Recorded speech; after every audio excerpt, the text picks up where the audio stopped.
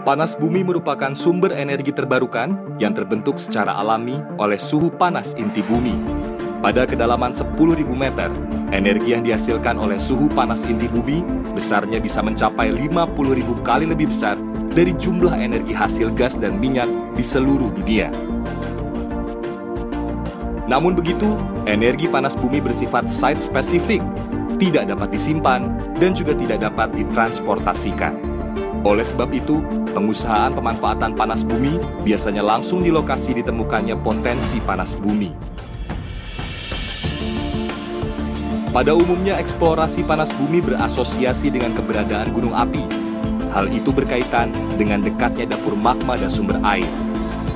Dalam gambaran sederhana, sumber air tanah terpanaskan oleh magma akan menghasilkan uap panas atau fluida termal yang bersuhu tinggi. Biasanya suhunya di kisaran 240 sampai 310 derajat Celcius. Cara memanfaatkannya adalah dengan melakukan pengeboran pada kedalaman tertentu di area prospek untuk mendapatkan uap air. Kemudian uap tersebut digunakan untuk menggerakkan turbin yang terhubung dengan generator sehingga menghasilkan arus listrik. Tentu saja kegiatan pengeboran harus sudah melalui berbagai kegiatan, yaitu survei geologi, survei geokimia, survei geofisika, dan kegiatan lain seperti pengeboran landaian suhu. Sebagai negara yang dilintasi cincin api dunia, Indonesia memiliki potensi panas bumi yang cukup besar. Dikitnya ada 330 titik potensi panas bumi dengan total potensi energi mencapai 29.500 MW, yang merupakan 40% potensi panas bumi dunia.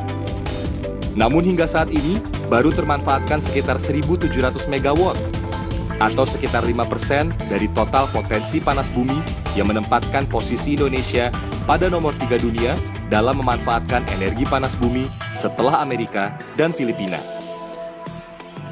Eksplorasi panas bumi memerlukan dukungan, memang disebabkan oleh masih banyaknya kendala yang ditemui. Di antaranya adalah kebutuhan modal yang cukup besar untuk membangun pembangkit listrik tenaga panas bumi. Lokasi pengeboran pun tidak bisa sembarangan. Tempat pengeboran harus berada di sekitar lempeng tektonik yang memiliki temperatur tinggi akibat sumber panas bumi. Hal ini perlu penelitian yang memakan banyak dana dan tenaga. Belum lagi penolakan dari warga sekitar yang masih takut akan dampak lingkungan akibat eksplorasi panas bumi. Tak dipungkiri, pengembangan panas bumi memang tidak mudah karena mempunyai beberapa resiko pengembangan, di mana setiap tahapan mempunyai resiko yang berbeda-beda. Semakin tinggi tahapan pengembangan, maka resiko akan semakin kecil.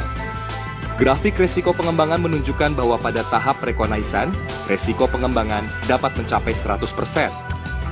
Selanjutnya pada tahap survei detil, resiko pengembangan akan turun hingga 60%.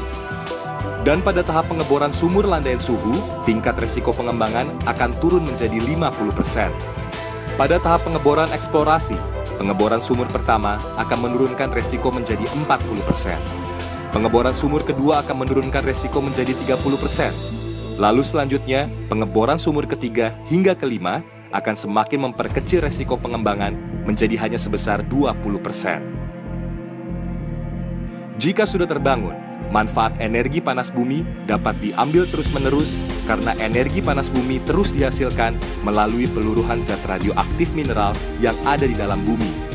Energi ini dapat dihasilkan sepanjang musim secara tetap karena tidak memerlukan penyimpanan energi. Sangat menguntungkan dibandingkan menggunakan energi lainnya seperti energi angin atau energi matahari. Apalagi pemeliharaannya tidak membutuhkan begitu banyak biaya. Di masa depan, energi panas bumi akan sangat membantu kita dalam banyak hal. Maka beruntunglah daerah yang memiliki potensi panas bumi, sehingga memiliki sumber energi yang terbarukan.